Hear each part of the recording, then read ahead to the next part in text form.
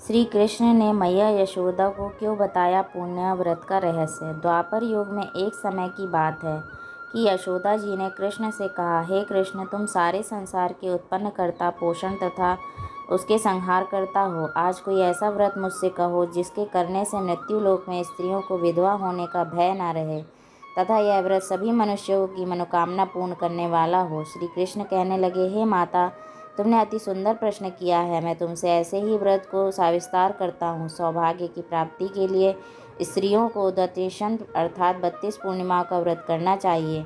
इस व्रत को करने से स्त्रियों को सौभाग्य संपत्ति मिलती है। यह व्रत अचल सौभाग्य को देने वाला और भगवान शंकर के प्रति मनुष्य मात्र की भक्ति को बढ़ाने वाला है।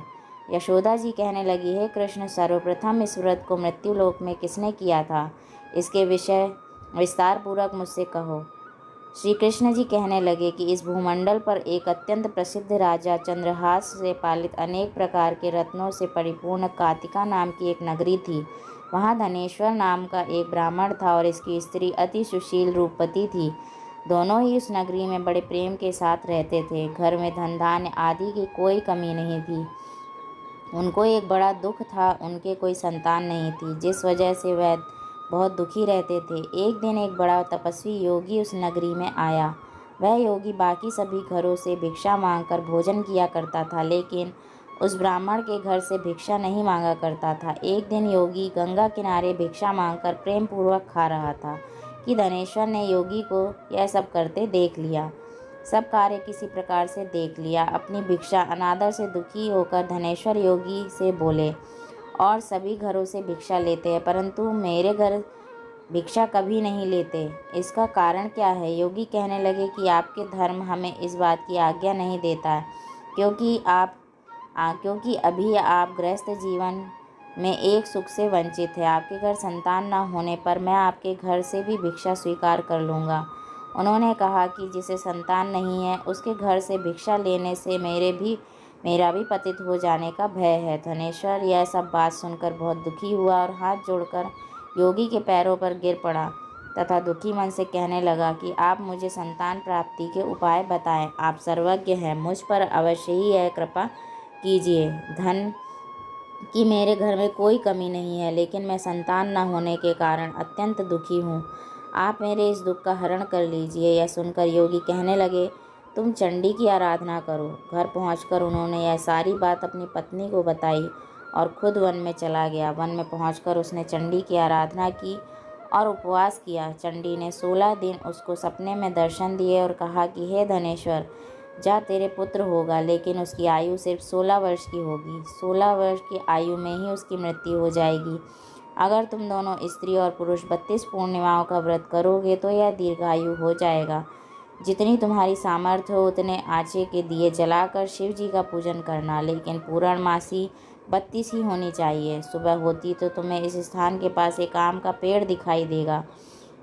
उस पर चढ़कर एक फल तोड़कर अपने घर को चले जाना। अपनी स्त्री का इस बारे में बताना। सुबह स्नान होने के बाद वह स्वच्छ होकर शंकर जी का ध्यान करके उस फल को खा लेना। तब शंकर भगवान की कृपा से उसको गर्भ हो जाएगा। जब ब्राह्मण सुबह उठा तो उसे उस स्थान पर एक आम का पेड़ दिखाई दिया और वह उससे फल तोड़ने को चढ़ा, लेकिन वह पेड़ पर चढ़ नहीं पा रहा था। यह देखकर उसे बड़ी चिंता हुई। उसने भगवान गणेश की उपासना की और कहा, हे दयानिधे, अपने भक्तों के विघ्नों का नाश करके उनके मंगल कार्यों को करने वाले, दुष्ट का नाश करने वाले, रिद्धि सिद्धि देने वाले, आप मुझे इतना बल दें कि मैं अपनी मनोकामना पूरी कर सकूं। इसके बाद वह पेड़ से फल तोड़कर अपनी पत्नी के पास पहुंचा। उसकी पत्नी ने अपने पति के कहे अनुसार इस फल को खा लिया और वह गर्भवती हो गई। देवी की कृपा से उसे बहुत सुंदर पुत्र पैदा हुआ। उसका नाम उन्होंने देवीदास रखा। माता पिता के हर्ष और शोक के साथ वह बालक बढ़ने लगा। भगवान की कृपा से बालक बहुत ही सुंदर था, सुशील और पढ़ाई लिखाई में भी बहुत ही निपुण था। दुर्गा जी के कथा अनुसार उसकी माता से 32 पूर्णमासी का व्रत रखा। जैसे ही 16वां वर्ग लगा, दोनों पति पत्नी बहुत दुखी हुए, कहीं उनके पुत्र की मृत्यु ना हो जाए। उन्होंने सोचा कि अगर उसके सामने ऐसा हुआ तो वह कैसे देख पाएंगे। तभी उन्होंने देवीदास के मामा को बुलाया और 1 वर्ष के लिए देवीदास को काशी में पढ़ने के लिए भेज दिया। 1 वर्ष के बाद उसे वापस लेकर आ जाना। देवीदास अपने माता के साथ एक घोड़े पर सवार होकर चल दिया। उसके मामा को भी यह बात पता नहीं था। दोनों पति पत्नी से 32 पूर्णमासी का व्रत पूरा किया। दूसरी तरफ मामा और भांजा दोनों रात गुजारने के लिए रास्ते में एक गांव में रुके। उस दिन उस गांव में ब्राह्मण की कन्या का विवाह होने वाला था। जिस धर्मशाला में वर और बारात के बाकी लोग रुके हुए थे, उसी धर्मशाला में देवीदास और उसका मामा ठहर गए। उधर कन्या को तेल आदि चढ़ने के बाद जब लग्न का समय आया तो वर की तबीयत खराब हो गई।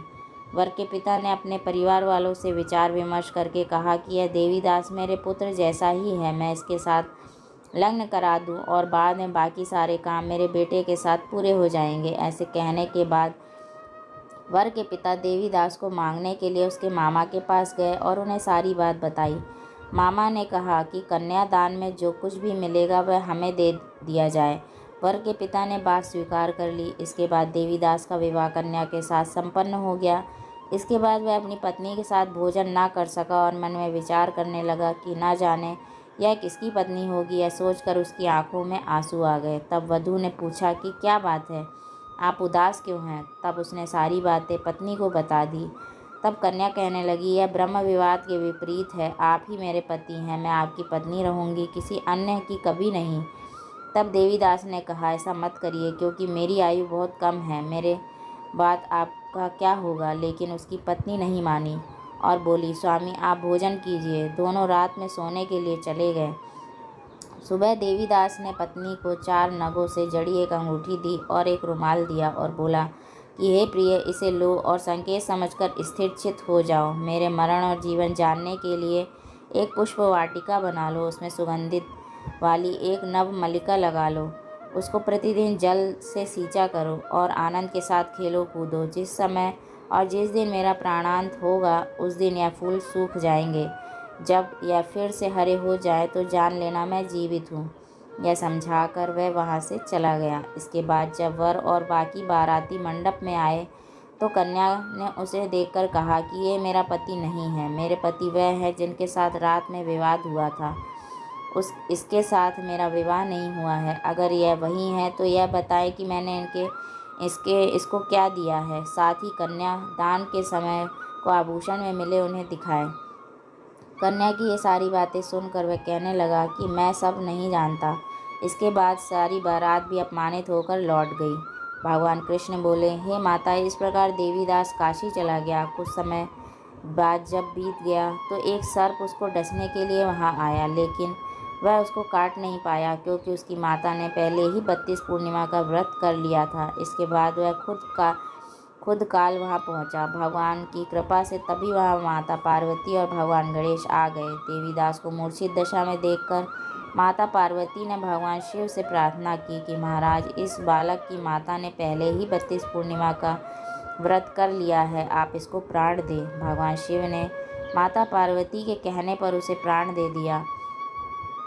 दान दे दिया। उधर उसकी पत्नी उसके काल की प्रतीक्षा कर रही थी। उसकी पत्नी ने जाकर देखा कि पुष्प और पत्र दोनों ही नहीं हैं, तो उसको बहुत आश्चर्य हुआ और जब उसने देखा कि पुष्प वाटिका फिर से हरी हो गई है तो वह समझ गई कि उसका पति जिंदा हो गया है। इसके बाद वह बहुत ही प्रसन्न होकर अपने पिता से कहने लगी कि मेरे पति जीवित हैं, उनको ढूंढिए। जब 16वां वर्ष व्यतीत हो गया तो देवीदास भी अपने मामा के साथ काशी चल दिया। इधर उसकी पत्नी के परिवार वाले उन्हें ढूंढने के लिए जा ही रहे थे कि उन्होंने देखा कि देवीदास और उसका मामा उधर ही आ रहे थे। उसको देखकर उनके ससुर बहुत प्रसन्न हुए और उसे अपने घर ले आए।